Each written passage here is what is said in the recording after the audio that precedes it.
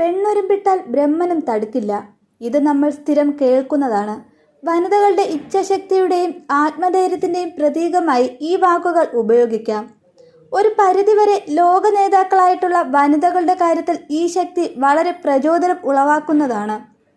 അത്തരത്തിലൊന്ന് ഇനി കേരളവും കാണും. തന്നെ അധിക്ഷേപിച്ചവരുടെ മുന്നിലൂടെ ദേശീയ പതാക വെച്ച കാറിൽ പറക്കുമെന്ന ദൃഢനിശ്ചയം അങ്ങനെ യാഥാർത്ഥ്യമാവുകയാണ്. കോൺഗ്രസിന്റെ ആട്ടും തുപ്പും സഹിക്കാനാകാതെ BJPയിൽ അഭയം പ്രാപിച്ച ലീഡർ K കരുണാകരന്റെ മകൾക്ക് ഇപ്പോൾ സമാധാനത്തിന്റെ നാളുകളാണ്. കേന്ദ്രത്തിൽ നരേന്ദ്രമോദി നാളെ മൂന്നാമതും പ്രധാനമന്ത്രിയായി അധികാരമേൽക്കുന്നു. കേരളത്തിൽ സ്വന്തം സഹോദരനെ തോൽപ്പിച്ച് സുരേഷ് ഗോപി തൃശൂർ സ്വന്തമാക്കി. തന്റെ പ്രവേശനത്തോടെ BJP കേരളത്തിൽ അക്കൗണ്ട് തുറന്നു. വോട്ട് ഷെയറിൽ അത്ഭുതകരമായ വളർച്ച. ഇങ്ങനെയൊക്കെയാണ് കേരളത്തിലെ BJPയുടെയും പത്മജ വേണുഗോപാലിന്റെയും പുതിയ വാർത്തകൾ. BJP പ്രവേശനത്തിന് ശേഷം നടന്ന ലോക്സഭാ തിരഞ്ഞെടുപ്പിൽ ചരിത്ര വിജയം കരസ്ഥമാക്കിയ സുരേഷ് ഗോപിയെ അഭിനന്ദിക്കുമ്പോഴും ഉള്ളിൽ കരയുകയായിരുന്നു അവർ. സ്വന്തം ജ്യേഷ്ഠന്റെ പരാജയമാണ് അതിന് കാരണം. ഏട്ടനെ തോൽപ്പിക്കാൻ വേണ്ടിയാണ് കോൺഗ്രസ് തൃശൂരിൽ എത്തിച്ചതെന്നും അവർ പറയുന്നുണ്ട്.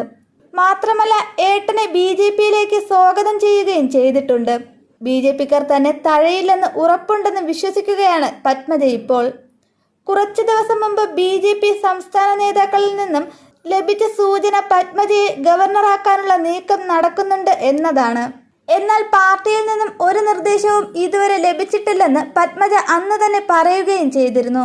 പക്ഷെ ഇപ്പോൾ ആരിഫ് മുഹമ്മദ് ഖാന്റെ പിൻഗാമിയായി പത്മജ വേണുഗോപാൽ എത്തുമെന്നത് ഏകദേശം ഉറപ്പായിരിക്കുകയാണ്. ആരിഫ് മുഹമ്മദ് ഖാന്റെ കാലാവധി സെപ്റ്റംബറിൽ കഴിയുകയാണ്. രണ്ടാം ടൈം ആരിഫിന് ലഭിക്കില്ല. 1967 മുതൽ 73 വരെ ഗവർണറായിരുന്ന V വിശ്വനാഥനാണ് മലയാളിയായ ആദ്യ കേരള ഗവർണർ.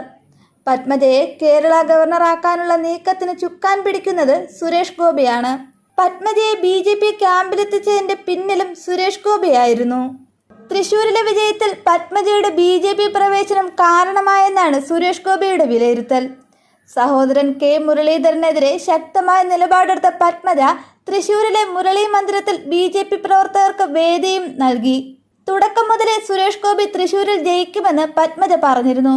ഉന്നത സ്ഥാനങ്ങൾ വാഗ്ദാനം ചെയ്താണ് പത്മജയെ സുരേഷ് ഗോപി BJP ക്യാമ്പിൽ എത്തിച്ചത്. ഗവർണർ സ്ഥാനം പത്മജയ്ക്ക് ലഭിക്കുമെന്ന അഭ്യൂഹങ്ങൾ തുടക്കം മുതലേ പ്രചരിച്ചിരുന്നു. ഛത്തീസ്ഗഡ്, ഗോവ എന്നീ സംസ്ഥാനങ്ങളിൽ പത്മജ ഗവർണറാകുമെന്ന റിപ്പോർട്ടുകളായിരുന്നു പുറത്തു വന്നത്.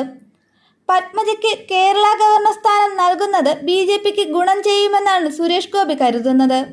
നിയമസഭയിൽ അക്കൗണ്ട് തുറക്കാനും ഇതിലൂടെ സാധിക്കുമെന്നും നേതാക്കൾ കണക്ക് കൂട്ടുന്നു. തൃശൂരിൽ ജയിച്ചതോടെ കേരളത്തിലെ BJPയുടെ അവസാന വാക്കായി സുരേഷ് ഗോപി മാറുകയാണ്. കേരളത്തിൽ BJP വളരുന്നു എന്ന കണക്കുകളാണ് ലോക്സഭ ഫലം നൽകുന്നത്. 11 നിയമസഭാ മണ്ഡലങ്ങളിലാണ് BJP ഒന്നാമതെത്തിയത്. 9 മണ്ഡലങ്ങളിൽ രണ്ടാമതും എത്തിയിട്ടുണ്ട്.